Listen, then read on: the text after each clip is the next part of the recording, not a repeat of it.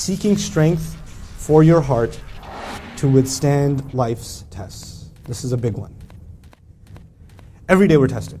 Sometimes the tests are small, sometimes the tests are big. But let's talk about big tests. What are some big tests in life? Call them out. Death is a big, death in the family, death of a loved one, death of a friend. Other tests? Money related, money problems, sickness, illness, sure. Failure, disappointment, you know. But an exam is not it is a test. Yeah. Natural disaster, also be an exam on Friday. Family and kids can be a test. Relationships can be tests, right? We can have trouble with our parents sometimes. We can have trouble with spouses, trouble with siblings, trouble with friends. Isolation can be a test. You feel lonely. You feel like nobody understands you. You feel everybody hates you. Addiction can be a test, sure. Now, the idea here is these tests, when people are going through a hard time, what do they need?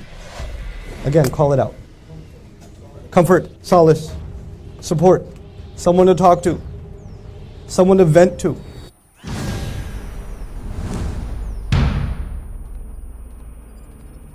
You know how many people come up to me and say, I need to talk to you for 2 minutes? That's usually 2 hours. I have this thing that I can only talk to you about. No one else on the planet will understand my problem, except you, because you're on YouTube.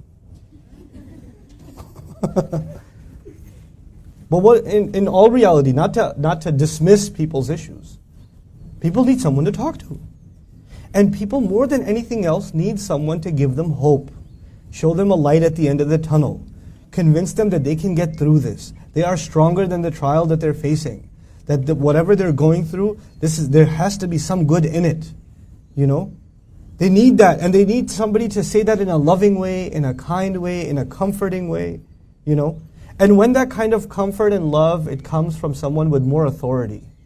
Like, you know, when your younger brother says that to you, like, eh. But when your grandfather says it to you, it means something more. When your dad says it to you, when your teacher says it to you, when a great scholar says it to you, it just kind of, okay. And the husband says, I've been saying that to you all this time, it didn't mean nothing. And he said the same exact thing, and all of a sudden, I feel so much better. Why? Because when somebody from a position of authority comforts you, the comforting itself is authoritative. One of the roles of the Quran in the life of a believer is, I'm having trouble. I need someone to comfort me. And guess what is going to comfort you? The word of Allah is going to comfort you. You're going to open up the Quran and you're going to read something and it's going to bring you comfort exactly in regards to your trial. One of my best friends in life, back in New York, I won't tell you his name because this recording will go up somewhere and he'll see, hey, you mentioned my name. So I'm not going to tell you his name. But he's from Bayshore, Long Island. Anyway, so he, one time, like, this is like maybe 12 years ago, he's like, hey, so Nouman, how do we get guidance from the Quran? I need guidance from the Quran.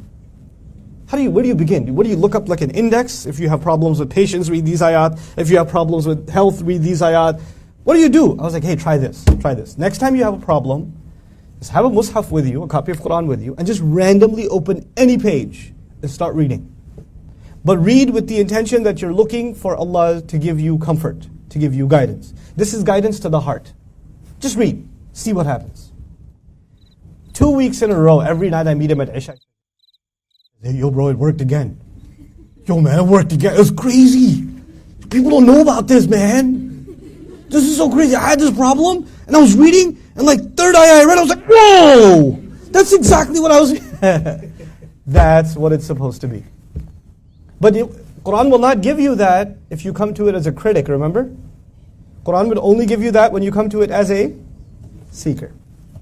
Oh, it'll give you comfort. It'll become your companion. And that salah will be therapy.